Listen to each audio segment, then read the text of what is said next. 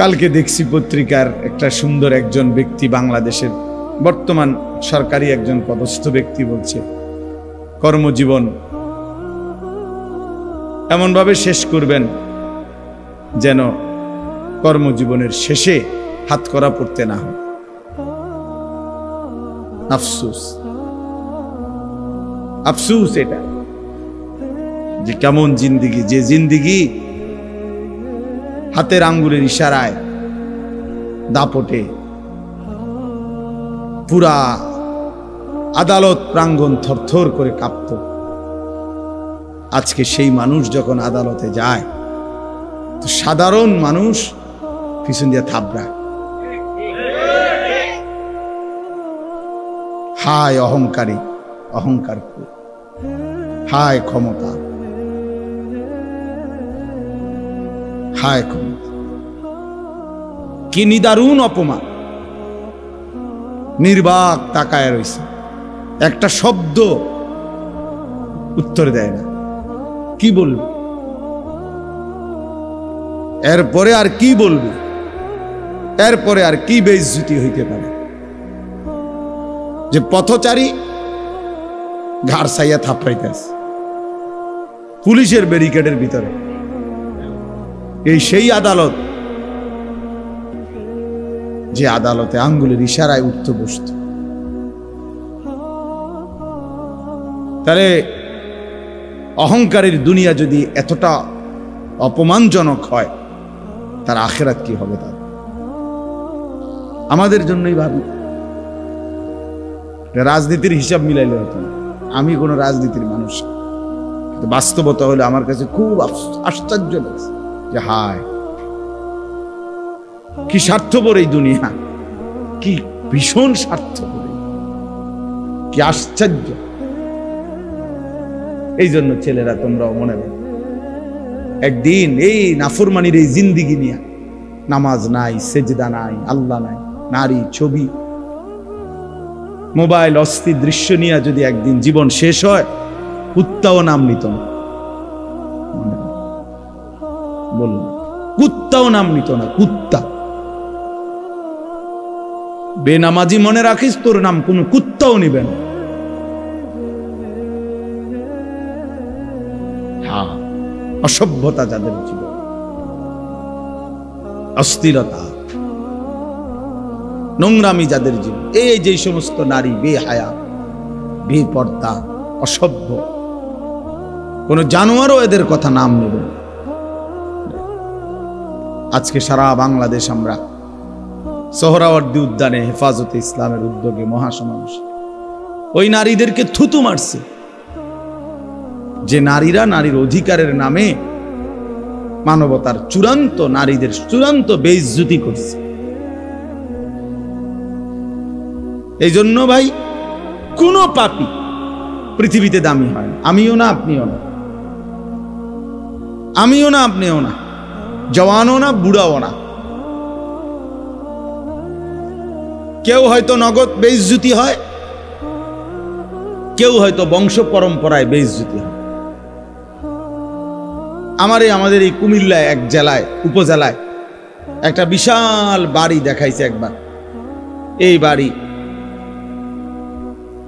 অনেক বড়, এখন গাছরা আছে, খালি পড়ে আছে। তো লোকেরা আমার দেখাইছে, বললো যে হুজুর, এটা এই বাড়ির এমন কিছু মানুষের বাড়ি ছিল, এত সম্পদশালী, কিন্তু প্রতিনিয়ত তারা ছোট বড় সবাই মানুষের উপরে জোর জুলুম করত। কত মানুষের উপরে যে জুলুম করছে, কত মানুষের অন্যায় করছে, কত নারীর সর্বনাশ করছে, কত পুরুষের সর্বনাশ করছে, কত মানুষের সম্পদ লুণ্ঠন করছে, এই জোর জুলুম করত। আজকে তাদের এই পুরা বাড়ি বিরান পড়ে আছে, একটা মানুষ, বংশের একজন লোকও নাই, একটা বাচ্চাও নাই বংশ। আমি নিজ চোখে দেখছি কতগুলো কুত্তা ঘুমাইতে আছে, বৈশা রয়েছে এটার ভিতরে। অহংকারীর, নাফরমানের পরিণতি।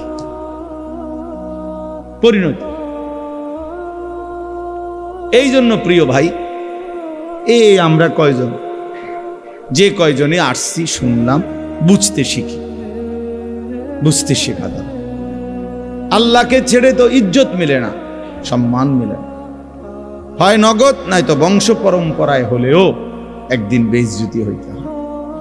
আমার কাছে কিতাব আছে, তাফসীর আছে, ইমাম আমাশ রাহমাতুল্লাহ আলাইহি বলছে প্রত্যেক সুদখোর পরবর্তী 40 থেকে বছরের ব্যবধানে তার বংশধরকে, পরবর্তী প্রজন্মকে আল্লাহ বেইজ্জতি করবেই করবে এবং নিশ্চিহ্ন করে দিবে। কোরআনুল কারীমের 17 নম্বর পারা, কোরআনুল কারীমের 22 নম্বর সূরা। সূরাটির নাম হচ্ছে সূরায়ে হজ। এই সূরার 2টি আয়াত 27-28, এই 2 আয়াত আমি আপনাদের সামনে তেলাওয়াত করেছি। এই 2 আয়াতের তর্জমা অল্প একটু কথা আপনাদের সামনে আমরা আরজ করতে চাই।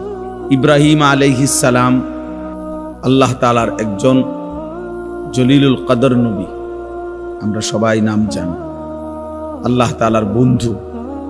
ওয়াত্তাখাযাল্লাহু ইব্রাহিমা খলিলা, আল্লাহ তাআলা বলছেন যে আল্লাহ ইব্রাহিমকে বন্ধু বানিয়েছেন। কোরআনুল কারীমে আছে আল্লাহ তাআলা ইব্রাহিম আলাইহিস সালামকে বলছেন ইন্নী জাইলুকা লিন-নাসি ইমামা, আমি তোমাকে গোটা বিশ্ব মানবতার জন্য, সমস্ত মানুষের জন্য ইমাম বানানো। কোরআনুল কারীমের মধ্যে আছে আল্লাহ তাআলা ইব্রাহিম আলাইহিস সালামকে অনেকগুলো পরীক্ষা করছেন, সবগুলো পরীক্ষায় তিনি শতভাগ উত্তীর্ণ হয়েছেন। ওয়া ইযিবতালা ইব্রাহিমা রব্বুহু বিকালিমাতিন ফাআতাম্মাহুন্না, আল্লাহ তাআলা বলেন আল্লাহ তাআলা তার ইব্রাহিমের অনেকবার অনেক কথা বলেই অনেকভাবেই পরীক্ষা করেছেন, তিনি সব পরীক্ষায় পূর্ণাঙ্গভাবে আদায় করেছেন। ইব্রাহিম আলাইহিস সালাম অনেক দিক থেকে ওনার অনেক বৈশিষ্ট্য, অনেক বৈশিষ্ট্য। কোরআনুল কারীমের মধ্যে আল্লাহ তাআলা ইব্রাহিম আলাইহিস সালামের ব্যাপারেই বলছেন হুয়া সাম্মাকুমুল মুসলিমিন, তিনি তোমাদেরকে মুসলিম নামে নামকরণ করেছেন, আমাদেরকে মুসলিম নামে তিনি নাম রেখেছেন। কোরআনুল কারীমের মধ্যে আছে আল্লাহ তাআলা বলছে ইব্রাহিম আলাইহিস সালাম কানা উম্মাতান, ইব্রাহিম আলাইহিস সালাম একজন ব্যক্তি একটা জাতি, মানে একজন ব্যক্তি একটা জাতি, অর্থাৎ এত বেশি ব্যক্তিত্ব প্রভাব, এত বেশি ওনার সম্মান মর্যাদা খেদমত যে আল্লাহ তাআলা বলছে সে একাই যেন একটা জাতি।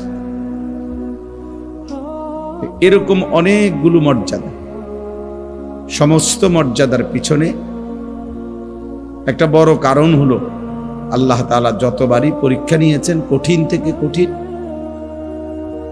প্রত্যেকটি পরীক্ষায় তিনি উত্তীর্ণ হয়েছেন। সবগুলো পরীক্ষা তাফসীরের মধ্যে আছে, হযরত আব্দুল্লাহ ইবনে আব্বাস রাদিয়াল্লাহু তাআলা আনহুমা বলছেন আল্লাহ তাআলা 30টি পরীক্ষা করছেন ইব্রাহিম আলাইহিস সালামকে। কোন বর্ণনায় 70টার কথাও আছে।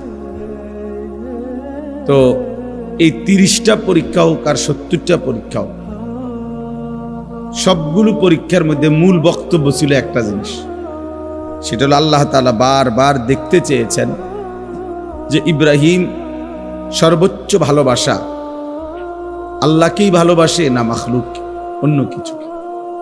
এই মূলত পরীক্ষা সবগুলো, আগুনের কুণ্ডলী বলেন, নমরুদের মুখোমুখি বলেন,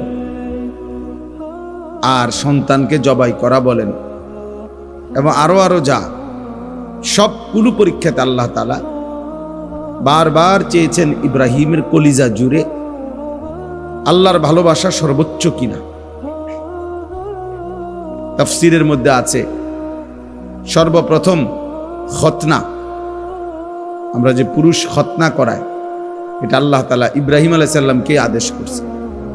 বয়সকালে ইব্রাহিম আলাইহিস সালাম নিজের খতনা নিজে করাইছে, আল্লাহর হুকুম মেনে নিছে।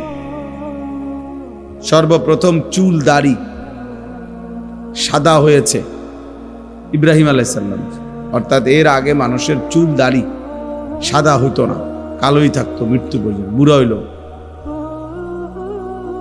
এটার জন্য অনেক বিদ্রুপ কওমের সহ্য করতে হয়েছে ওনাকে।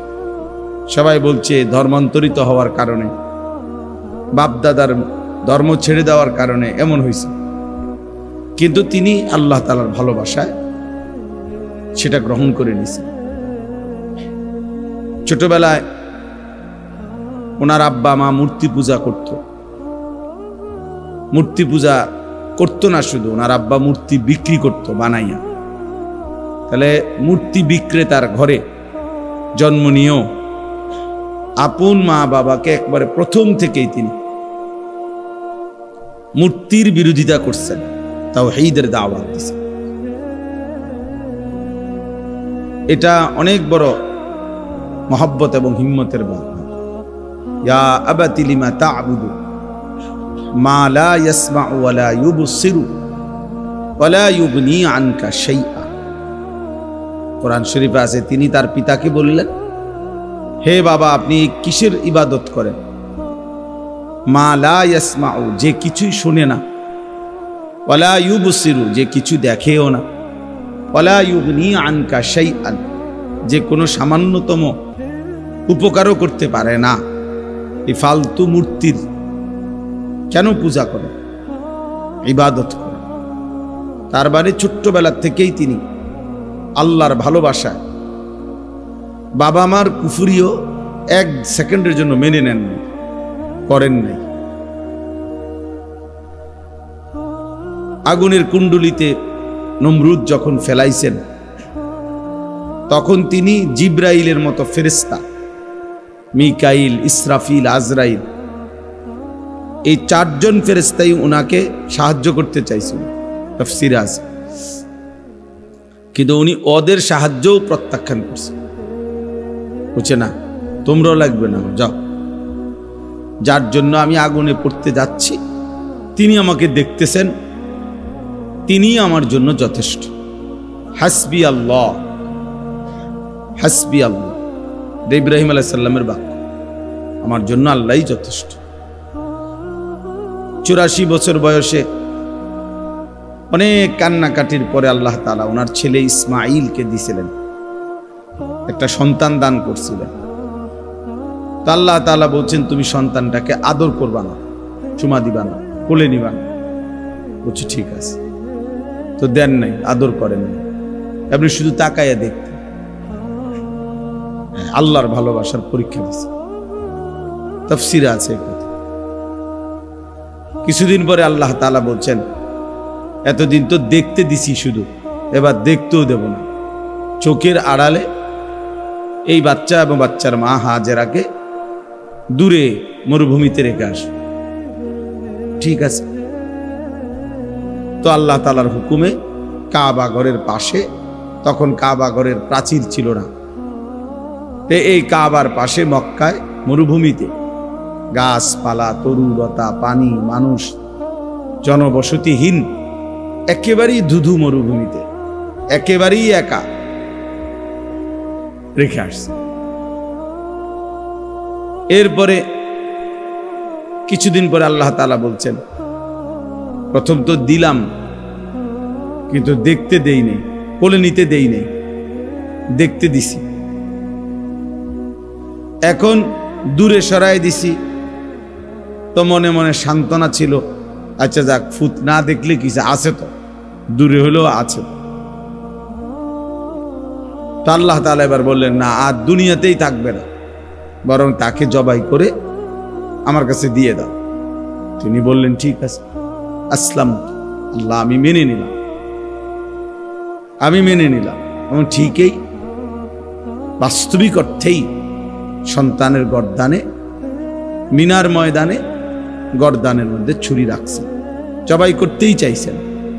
আল্লাহর কুদরতে জবাই হয় নাই সেটা তো ভিন্ন কথা, কিন্তু তিনি এক বিন্দুও মূলত কোন রকম লৌকিকতা বা নয়সয় বা এমনে এমনে যে না, বাস্তবিক অর্থেই তিনি কি করতে চাইছেন, জবাই করতে চাইছেন। আরো অনেক আছে তাফসীরের মধ্যে, মানে একটার থেকে একটা অনেক কঠিন পরীক্ষা ছিল, কিন্তু প্রতিবারই তিনি আল্লাহর ভালোবাসায় সমস্ত পরীক্ষায় উত্তীর্ণ হয়েছেন।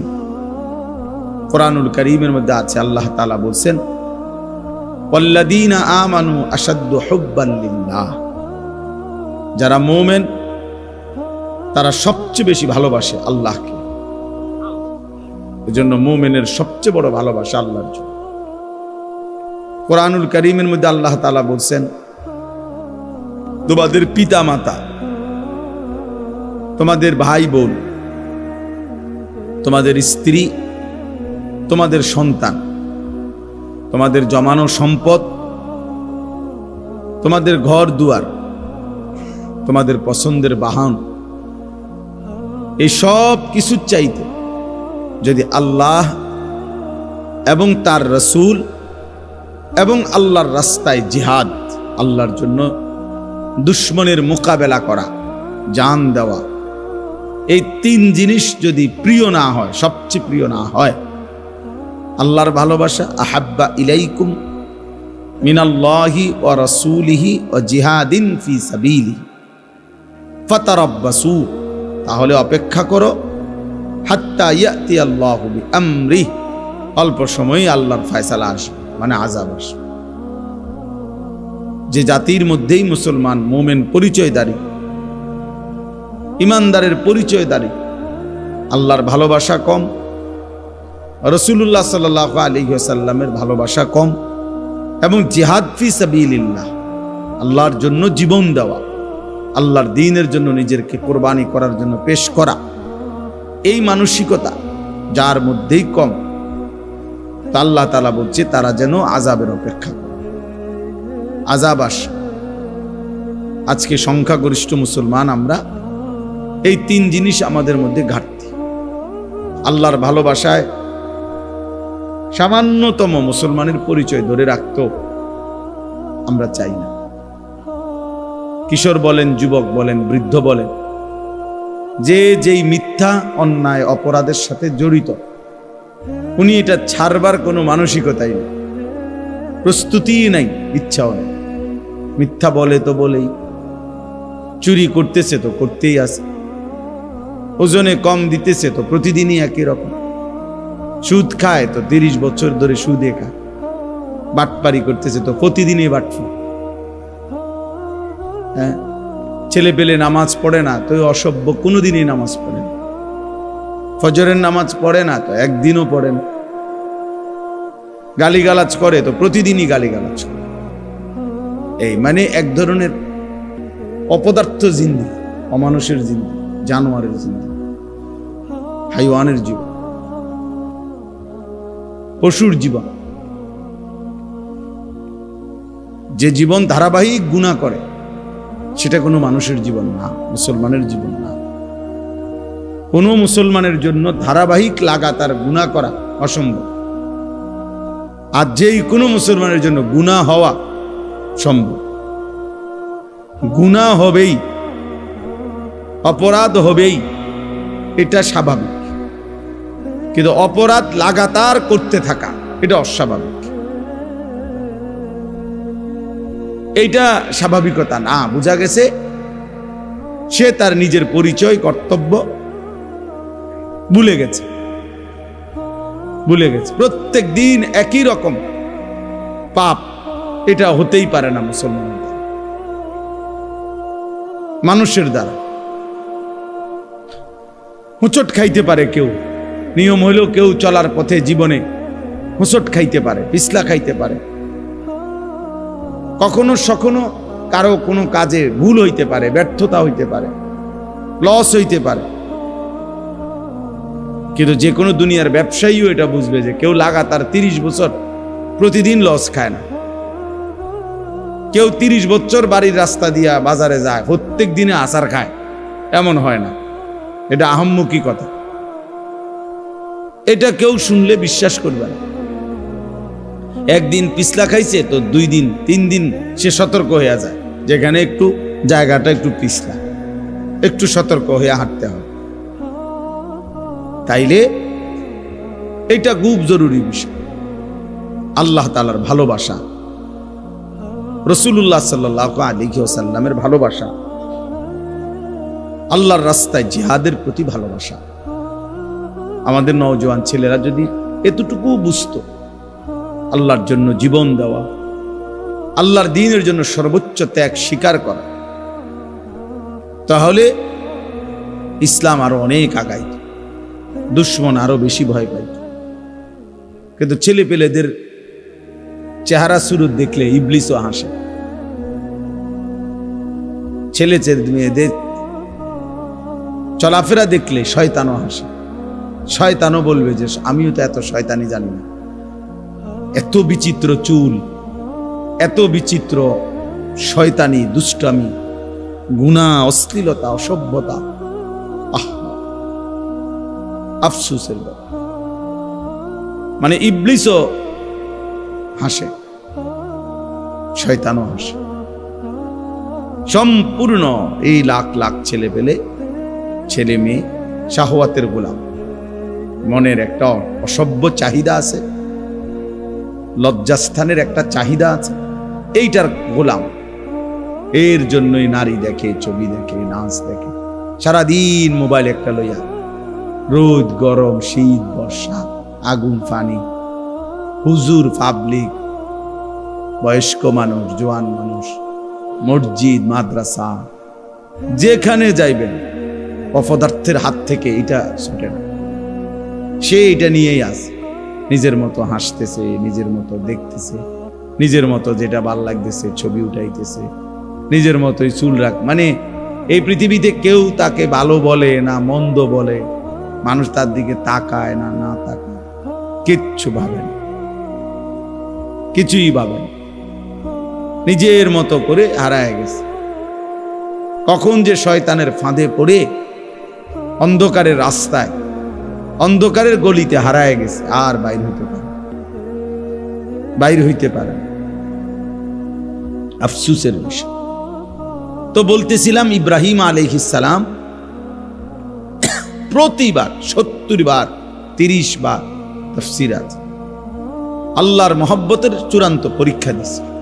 প্রতিবারই বলছে, আল্লাহ আমি আপনাকেই ভালোবাসি, আপনাকে আমি ছাড়তে চাই। ছেলে ছেড়ে দিলাম, প্রয়োজনে জবাই করে দিলাম, কিন্তু আপনার ভালোবাসা ছাড়ব না। যেন মুমিন মানেই হলো আল্লাহকে ভালোবাসা, নাই তো আযাবের অপেক্ষা করতে হবে। মনে রাখেন, আযাব সব কিছু একরকম। কাউকে সমাজের মানুষ সম্মান করে না, এটাও তোর উপরে আযাব। ভালোবাসার নজরে মানুষ তাকে দেখে না, দেখলে কয় তারে দেখলে ফুটটা করার মতো মনে হয়, দেখছুতনি তারে দেখলে জুয়ারির মতো মনে হয়, তারে দেখলে মনে হয় মাতাল, তার সিরা।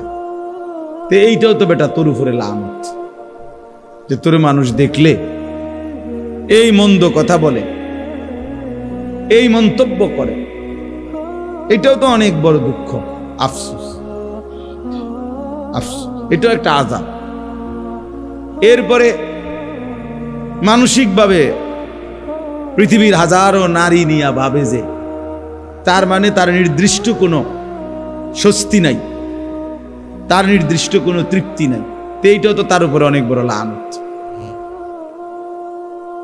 অনেক বড় অভিশাপ, যে তার হৃদয়ের প্রশান্তি যেটা সুকুন, এটা নাই।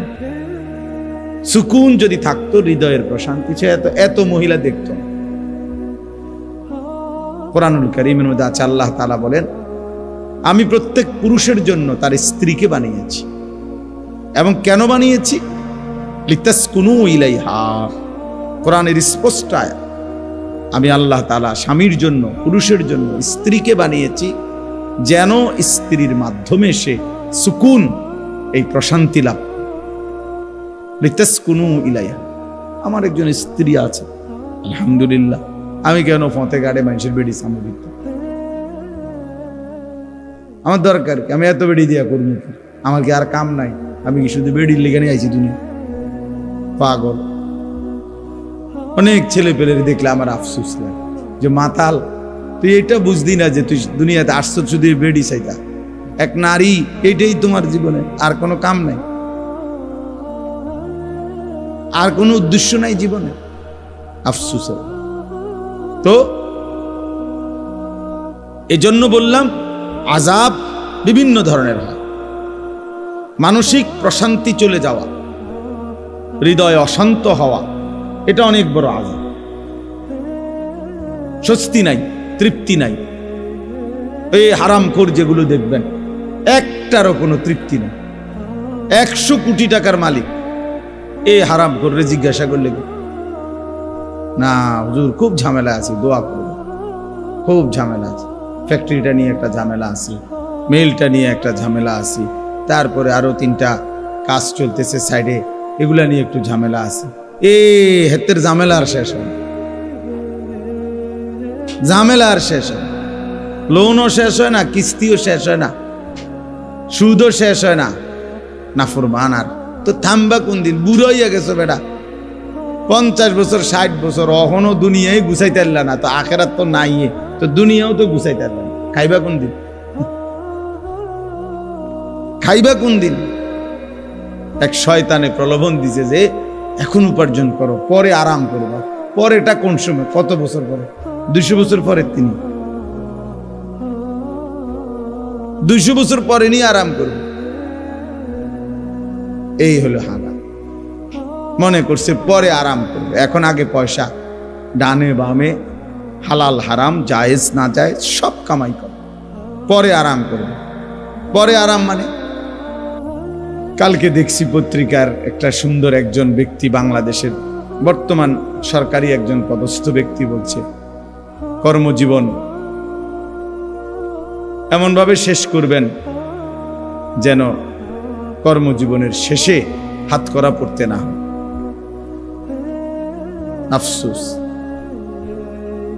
আফসোস এটা যে কেমন জিন্দিগি, যে জিন্দিগি হাতের আঙ্গুলের ইশারায় দাপটে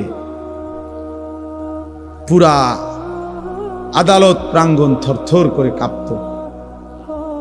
আজকে সেই মানুষ যখন আদালতে যায় তো সাধারণ মানুষ পিছন দিয়ে থাবড়ায়।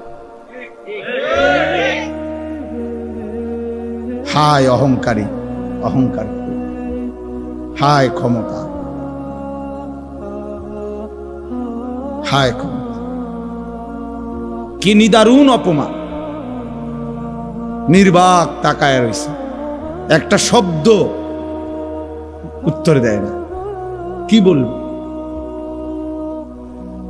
এরপরে? আর কি বলবো এরপরে? আর কি বেইজ্জতি হইতে পারে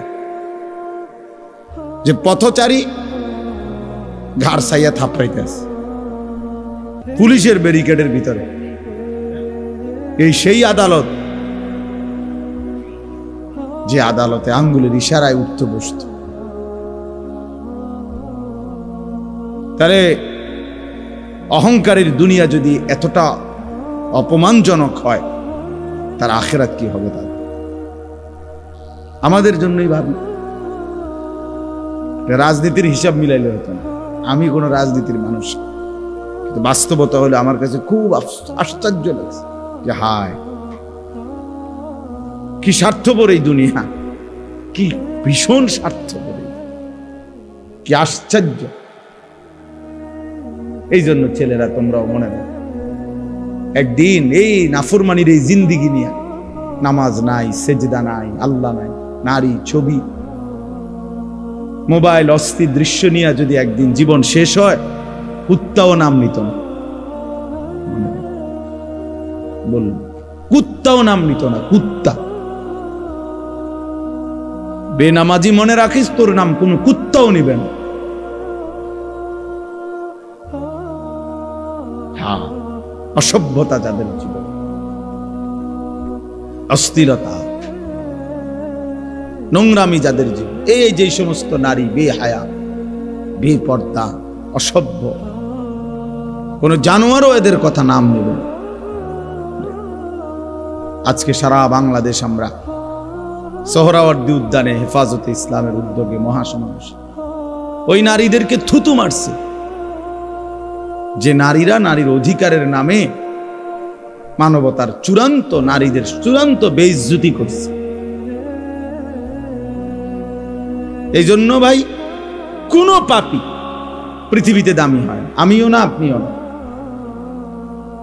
আমিও না, আপনিও না, জওয়ানও না, বুড়াও না। কেউ হয়তো নগদ বেইজ্জতি হয়, কেউ হয়তো বংশ পরম্পরায় বেইজ্জতি হয়। আমাদের এই কুমিল্লায় এক জেলায়, উপজেলায় একটা বিশাল বাড়ি দেখাইছে একবার। এই বাড়ি অনেক বড়, এখন গাছরা আছে, খালি পড়ে আছে। তো লোকেরা আমার দেখাইছে, বলল যে হুজুর এটা এই বাড়ির এমন কিছু মানুষের বাড়ি ছিল, এত সম্পদশালী, কিন্তু প্রতিনিয়ত তারা ছোট বড় সবাই মানুষের উপরে জোর জুলুম করত। কত মানুষের উপরে যে জুলুম করছে, কত মানুষের অন্যায় করছে, কত নারীর সর্বনাশ করছে, কত পুরুষের সর্বনাশ করছে, কত মানুষের সম্পদ লুণ্ঠন করছে, এই জোর জুলুম করত। আজকে তাদের এই পুরা বাড়ি বিরান পড়ে আছে, একটা মানুষ, বংশের একজন লোকও নাই, একটা বাচ্চাও নাই মানুষ। আমি নিজ চোখে দেখছি কতগুলো কুত্তা ঘুমাইতে আছে, বৈশা রয়েছে এটার ভিতরে। অহংকারীর, নাফরমানের পরিণতি।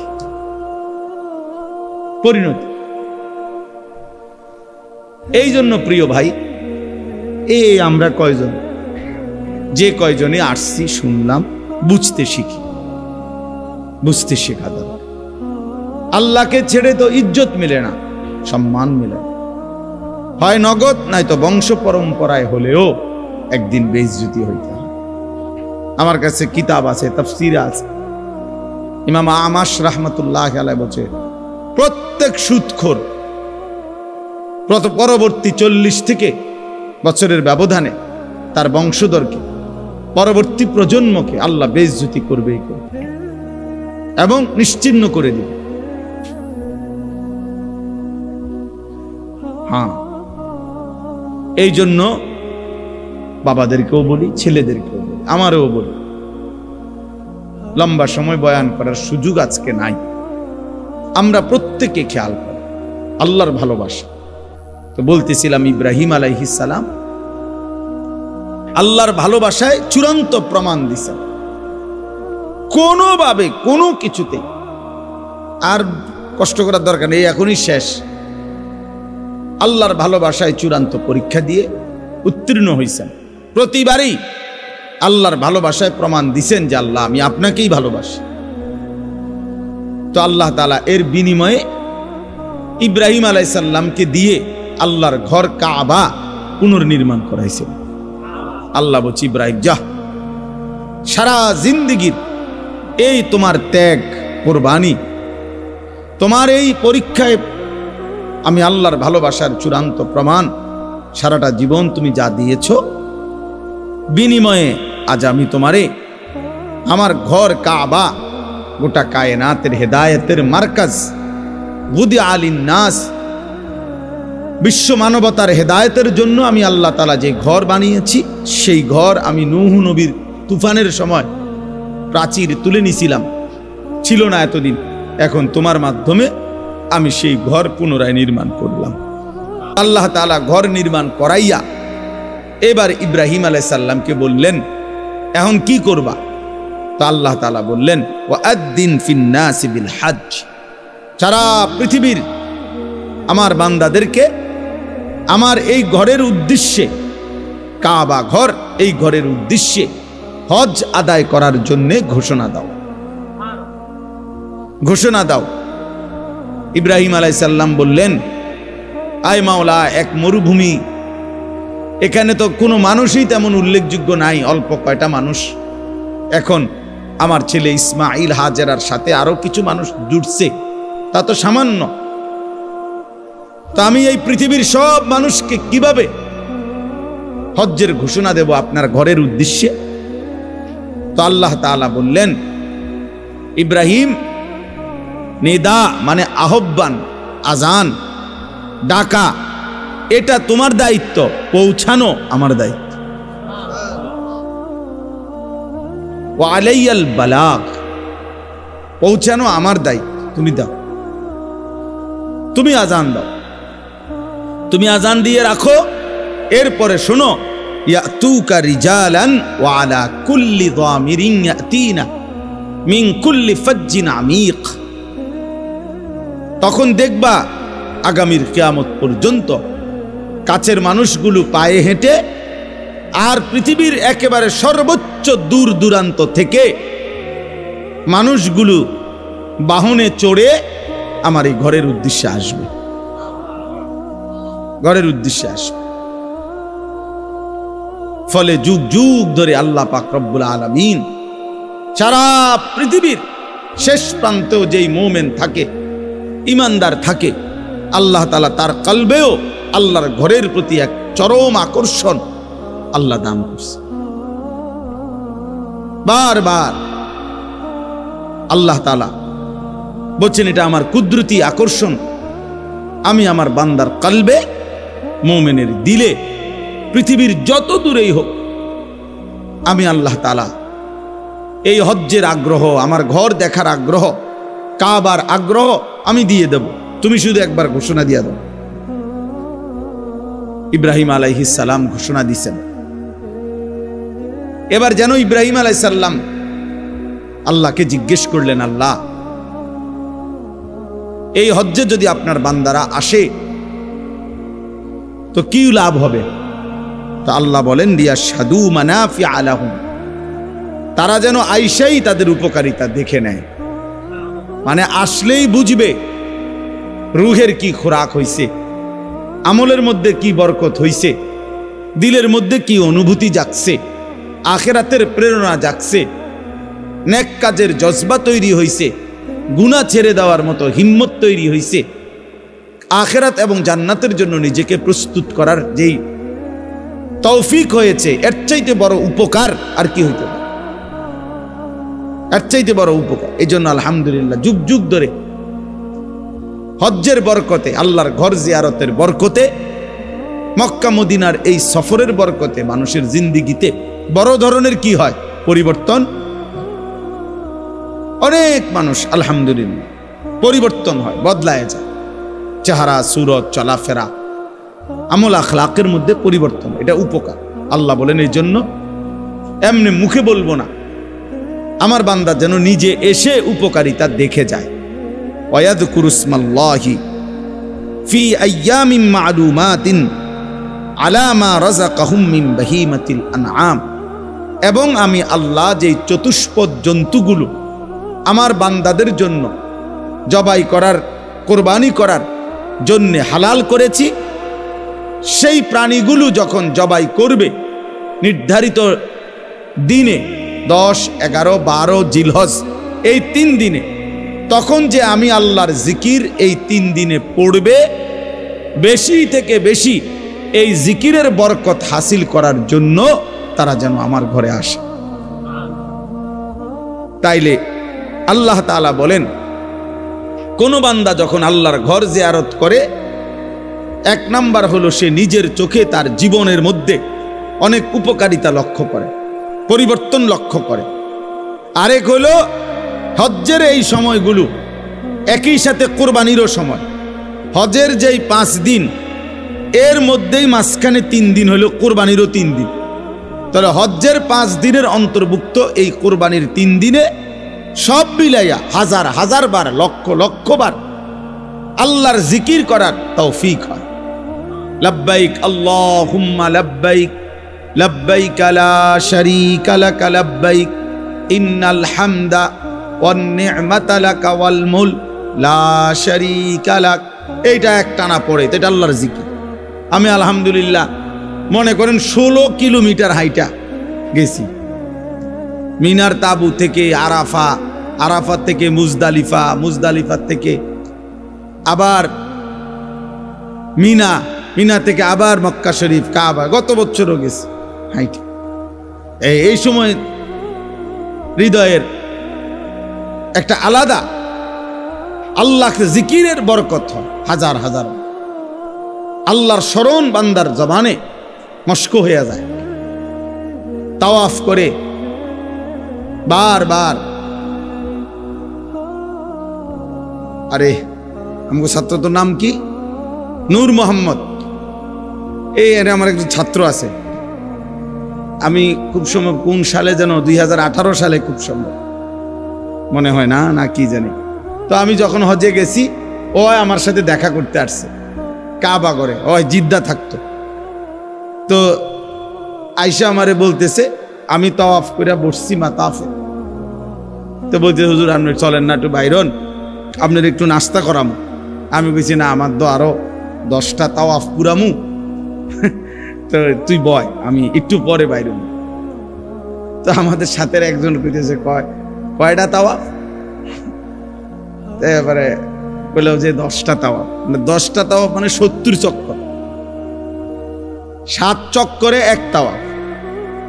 তা আমি অনেক আগের থেকে শুরু করছি, টানা একটু পর পর জিরাইয়া নিয়ত করছিলাম 10 তাওয়াফ করব। তো ওই সময় এটা দেখছি যে ভালোবাসা মহব্বত আল্লাহর ঘর জিয়ারতের বরকতে এত বেশি পরিমাণ আল্লাহর জিকির নসিব হয় যেটা অন্য সময় হয় না। এইটাই আল্লাহ বলছেন যে আমার ঘরের হজ করতে আসতে বলো, ঘোষণা দাও আমি আল্লাহই পৃথিবীর শেষ প্রান্ত থেকে আমার বান্দাদেরকে আনবো, আর এনে আসলে তারা নিজের চোখেই উপকার দেখবে নিজের জীবনে। আর আমি আল্লাহ তাআলার জিকির হজ্জের দিনগুলোতে, কোরবানির দিনগুলোতে বেশি বেশি আমি আল্লাহ তাআলার জিকির করবে, এরই মাঝখানে কোরবানিও করবে। এজন্য তাফসীরের মধ্যে আছে কোরবানির মধ্যে মূল মাকসাদ কি? আল্লাহর জিকির। কোরবানির মেন প্রাণটা কি? প্রাণীটা না, কোরবানির মেন মর্ম হাকিকত নিগুড় তথ্য হইল এই কোরবানির প্রাণী জবাই করবার সময় যে আল্লাহর নাম কয়, বিসমিল্লাহ আল্লাহু আকবার বলে, এই যে আল্লাহর নাম নেয় সবাই চিৎকার দেয়, এইটা যে বলে আল্লাহর নাম নেয়, এইটাই আল্লাহ তাআলা চায়। এইটা মূল মাকসাদ, মূল মাকসাদ। এই জন্য চলেন, কথা শেষ। হজ্জের মৌসুম এখন, সারা বাংলাদেশ থেকে সারা পৃথিবী থেকে আল্লাহর বান্দারা হজ্জের সফরে ছুটতেছে। আলহামদুলিল্লাহ, ফ্লাইট শুরু হয়ে গেছে 29 তারিখ থেকে, এখন তো চলতেই আছে। আমাদেরও ফ্লাইট 28 তারিখ ইনশাআল্লাহ। তো সারা পৃথিবীর আল্লাহর বান্দারা হজ্জের সফরে যাইতেছে, কোরবানির প্রস্তুতি নিতেছে। আমাদেরও এটা মনে রাখা চাই, হজ এবং কোরবানি ইসলামের এই গুরুত্বপূর্ণ মহিমান্বিত ইবাদত। এই ছোট বড় প্রত্যেকের দিলের মধ্যে এটা চাওয়া উচিত যে আল্লাহর ঘর জিয়ারত করব। আমি সব সময় বলি যে এই চোখ কালো গিলাফ আল্লাহর ঘর কাবা দেখে নাই, যেই চোখ মদিনার সবুজ গম্বুজ রাসূলের রওজা দেখে নাই, এই চোখ যেন কিছুই দেখে নাই, ওই চোখ যেন কিছু দেখেই না। এজন্য চোখের সার্থকতা, চোখের জ্যোতি বাড়বে, চোখের শক্তি বাড়বে, আল্লাহর মহব্বত বাড়বে, রসুলের ভালোবাসা বাড়বে, আল্লাহর ঘর জিয়ারতের স্বপ্ন দেখে। ছেলেরাও, বয়স্করা, আমাদের দেশের বুড়া মানুষ, ওনারা ছেলে বিদেশ পাঠাইয়া সব সংসারের কাজ সাইরা, ছেলেরা যদি কেউ দয়া কইরা বিদেশ পাঠায়, এবার এই আশায় বসে থাকে, অথচ উনি টাকা ব্যবস্থা করে এত বড় সংসার সব গুছাইছে, লক্ষ লক্ষ টাকা, 3 ফুলা বিদেশ পাঠাইতে 3-12 36 লাখ টাকা লাগছে, উনি মিলাইছে, বাইক বিল্ডিং করছে, রাস্তার লগে জমি কিনছে, ফার্নিচার করছে, সব ব্যবস্থা করবার সময় অসুবিধা হইছে না। কিন্তু নাফরমানরে যখন বলা হয় আল্লাহর ঘরের হজ করবেন না, এই সময় আর কয় আমি করতে আনবো, আমার কিছু আসেনি। ফুটাইতে যদি ফাড়ায় তাহলে গেলাম, নাহলে যাইতাম না। বাটফারি কথা। টাঙ্গাইয়া যখন ফেরেশতা ফিটবো কবরে, বুড়া মিয়ারে একদম আড্ডি মাড্ডি গুড়াগাড়া করে লেবো, তখন বুঝবো যে মস্কারি কার লগে করছো, তামাশা কার সাথে করছো। আল্লাহ আমাদেরকে মাফ করে দেন।